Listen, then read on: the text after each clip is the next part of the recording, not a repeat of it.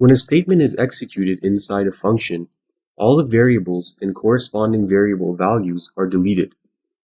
In certain situations, we want local variables to retain their value so they can be used elsewhere. To do so, we can use the static keyword when declaring the variable. As shown in this example, we've set up a function named test1. Inside this function, we've declared a static variable x and assigned an initial value of 10.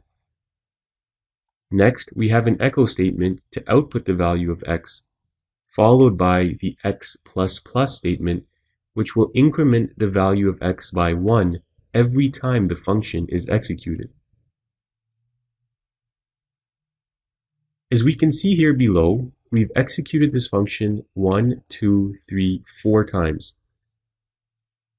Each time it outputs the value of x plus 1, starting with an initial value of 10.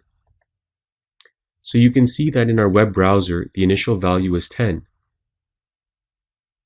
which is also the initial value of our x variable. Since we've used a static keyword, that variable value is stored, and every time the function runs again, it takes that stored value and adds 1 to it.